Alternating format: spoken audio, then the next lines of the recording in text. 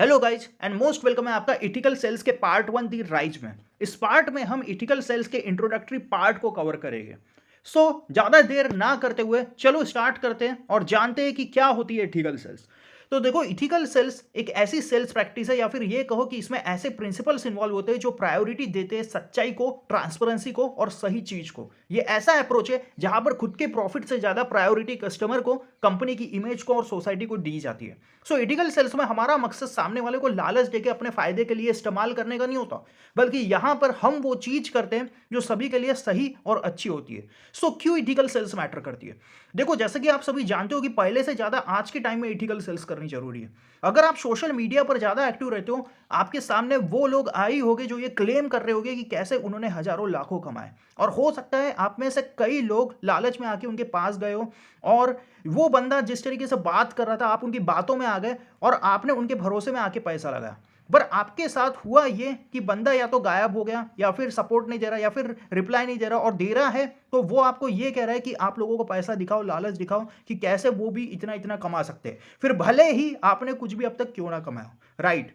असल में आप खुद से यहां पे पूछो कि आप क्या कर रहे हो।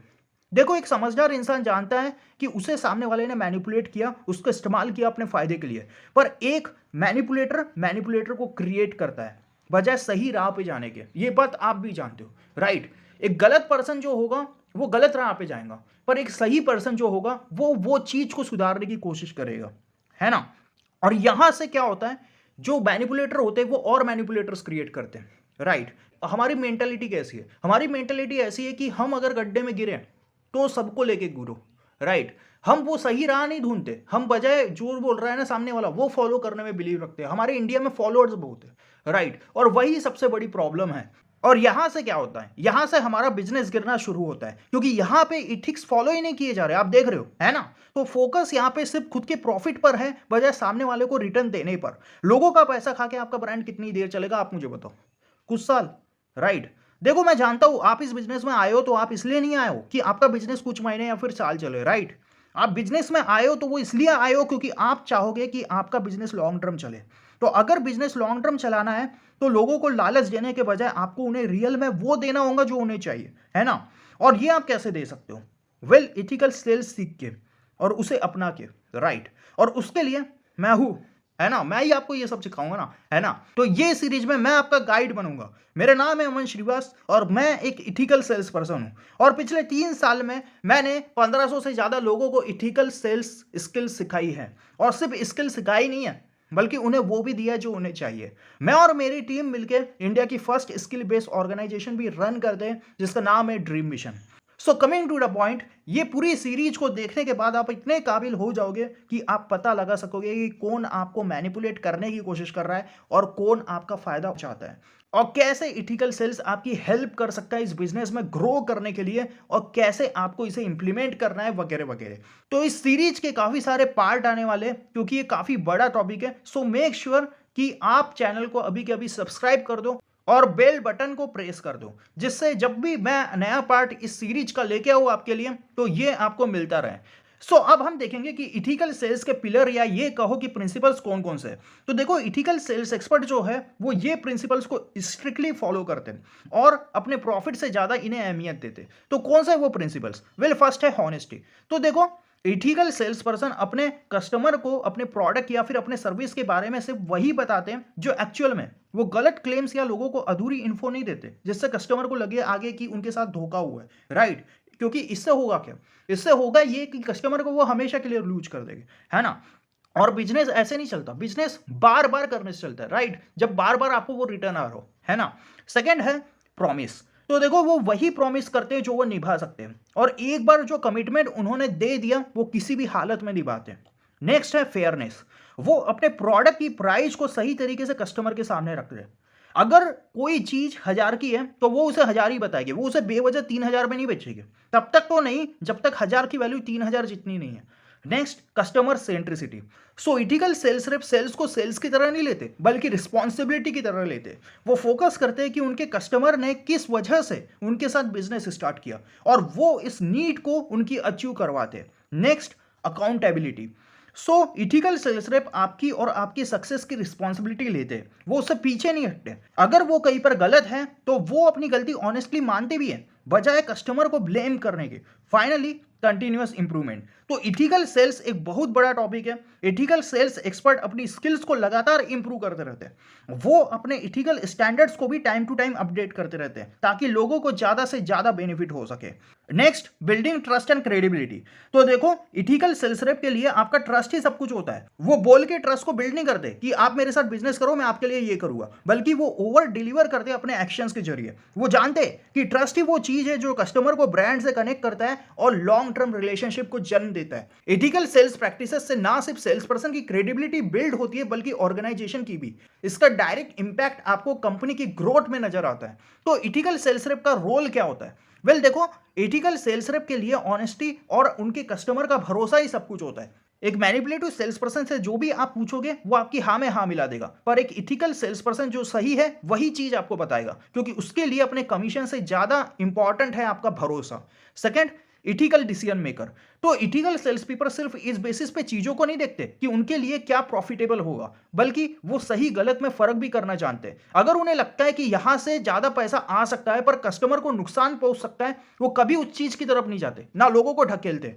एक मैनिपुलेटिव सेल्स पर्सन सही गलत में फर्क नहीं समझ सकता, आप भी अच्छे से जानते हो। अगर वो समझते तो वो आपको लाखों करोड़ों क्लेम नहीं कर रहे होते। आप कोई भी चीज सिर्फ तभी क्लेम कर सकते हो जब रियल में आप अपने अंडर आने वाले लोगों को वो दे रहे हो। अगर आपके अंडर 100 लोग काम कर रहे हैं पर उनमें से सिर्फ 2 लोग लाख कमा रहे हैं और बाकी जो है वो कुछ कमा ही नहीं पा रहे या फिर एवरेज कमा रहे हैं, तो ये क्लेम करना गलत ही है कि 1 लाख मैं आपको कमवा के दूंगा, क्योंकि 98% लोगों को आप वो चीज को अचीव करवा के नहीं दे पाए। राइट? तो क्लेम सिर्फ तभी सही माना जाता है जब 100 में से 100 लोग उतना कमा रहे हो। और बिजनेस में आप ये क्लेम नहीं कर सकते, क्योंकि सबका स्किल सेट, सबका इंप्लीमेंटेशन, सबके एफर्ट, सबका हार्डवर्क अलग होता है। सो आपको ये सब कंसीडर करना होता है। आई होप आपको समझ आ रहा होगा। Third, meeting customer needs. So ethical sales person सिर्फ अपने प्रोडक्ट बेचने में फोकस नहीं करते, वो बहुत ज्यादा फोकस करते हैं इस चीज पर कि उनके कस्टमर को क्या चाहिए। अगर कोई कस्टमर है, उसे कोडिंग सीखना है, उसने आपसे पूछा कि भाई कोडिंग का कोर्स है क्या आपके पास? अब वो तो आपके पास नहीं है, पर आपको तो अपना प्रोडक्ट सेल करना था। सो आपने कह दिया हाँ भाई बस आने ही वाला है, तो कस्टमर ने आपके साथ तो स्टार्ट कर लिया, आपका प्रोडक्ट को खरीद लिया, पर आपकी कंपनी ने वो प्रोवाइड ही नहीं किया। वो बस बोले जा रही है कि भाई आएगा आएगा आएगा। यहां पे आपने क्या किया भाई? यहां पे आपने तो सामने वाले की नीड का फायदा उठाया, और फायदा उठाया तो उठाया, आपने वो चीज उसे दी भी नहीं। सो ये क्या हुआ? ये क्या हुआ? ये मैनिपुलेशन ही हुआ ना। तो जो मैनिपुलेटिव सेल्स रेप है ना, वो ऐसा करते हैं, बट इथिकल सेल्स रेप सामने वाले को वैल्यू और सॉल्यूशन दोनों प्रोवाइड करने से पीछे नहीं हटते। उनके लिए प्रोडक्ट सेल करने से ज्यादा जरूरी ये होता है कि कस्टमर को वो मिले जो उसे चाहिए। राइट? और अगर उनके पास वो प्रोडक्ट होगा भी नहीं ना, तो भी कहीं ना कहीं से वो सामने वाले को वो प्रोडक्ट अरेंज करवा देंगे। Next, transparency. तो जैसे कि मैंने बताया, एक मैनिपुलेटिव सेल्स रेप आपको अधूरी इंफॉर्मेशन देगा। जैसे कि वो क्लेम कर रहा है कि मेरे साथ ये काम करके आप दिन का इतना इतना कमा सकते हो, राइट, या फिर महीने का इतना इतना कमा सकते हो। तो आपने पूछा भाई सच में कमा सकते हो क्या? अब वो क्या बोलेगा? वो बोलेगा हाँ भाई कमा सकते हो। तो देखो यहां पे उसने क्या किया, तो देखो यहां पे उसने ना आपको बस उतनी इन्फो दी जितना चाहिए आपको। राइट? हाँ, वो कुछ छिपा रहा है वहां पे, आप समझ जाओ, क्योंकि वो उतना ही जवाब दे रहा है जितना कि आप पूछ रहे हो, है ना। तो देखो, समझदार इंसान जो है ना, वो ये जानता है कि भाई पैसा कमाने के लिए मेहनत करना पड़ेगा, चीजें सीखनी पड़ेगी। जिसके दिमाग में स्कैम चल रहा होता है ना, वो शॉर्टकट की तरफ जाता है, वो मैनिपुलेटर्स की बातों में आता है, क्योंकि उसमें खुद मैनिपुलेटर के साइन होते हैं। राइट? वो वैसे ही चीजें करना चाहता है जहां पे उसको एफर्ट कम डालना पड़े, जहां पे उसको शॉर्टकट से पैसा है, जल्दी से जल्दी पैसा है। और मैनिपुलेटर्स नहीं है क्या, आपकी इसी लालच का फायदा उठाते हैं। एक बात दिमाग में डाल लो, बिना मेहनत के कोई भी आपको 1 रुपया नहीं देता आजकल। अगर ऐसा होता ना, आपके माँ बाप को इतने घंटे जॉब में जाने की जरूरत नहीं पड़ती, इतने घंटे बाहर काम करने की जरूरत नहीं पड़ती। हाँ, तो मेहनत सब जगह है, आपको ये कंसिडर करना है। और आप अपने लिए सब कुछ क्या चाहते हो? आप अपने लिए सब कुछ बेस्ट चाहते हो। पर सबसे बड़ा सवाल तो ये है कि क्या आप बेस्ट हो? क्या आप उस चीज को डिजर्व करते हो? अगर करते हो तो ऑलरेडी वो आपकी लाइफ में होती है ना, और आप स्कैमर्स की तरफ अट्रैक्ट ही नहीं होते, है ना। तो पहले आपको खुद को काबिल बनाना है और फिर वो चीज को एक्सपेक्ट करना है। याद रखो, यूनिवर्स आपको सिर्फ वही देता है जो चीज आप डिजर्व करते हो। सो उसके लिए मेहनत करने से पीछे मत हटो। राइट? डिजर्विंग बनो। Next, ethical sales person protect करते हैं अच्छाई को। तो देखो, इथिकल सेल्स पर्सन इस बात का ध्यान रखते हैं कि लोग उनसे डिसअपॉइंट बिल्कुल भी ना हो। And last, organisation success. तो ये इथिकल चीजों की मदद से वो खुद को और अपनी ऑर्गेनाइजेशन को सक्सेसफुल बनाते हैं। और आप भी जानते हो यार, लोग सिर्फ उन्हीं की रिस्पेक्ट करते हैं जो सही वे से काम कर रहे होते हैं। पर सवाल ये है कि इथिकल सेल्स को किसी ने इंप्लीमेंट किया है? हाँ, बिल्कुल किया है। आपने टॉम शूज के बारे में सुना होगा। जब भी कोई इनसे इनके शूज या फिर आई ग्लासेस बाय करता है, ये किसी नीडी पर्सन को एक पेयर फ्री में गिफ्ट करते हैं। अब तक इन्होंने मिलियंस आई ग्लासेस और शूज उन लोगों तक पहुंचा है जिन्हें इसकी जरूरत थी। एंड लास्ट है ड्रीम मिशन।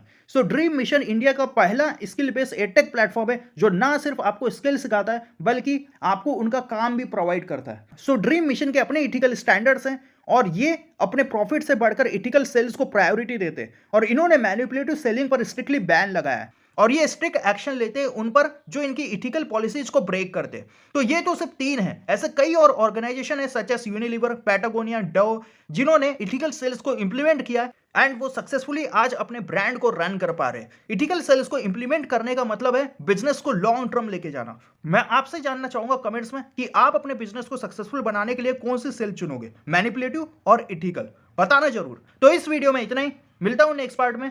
तब तक के लिए टेक केयर, बाय बाय।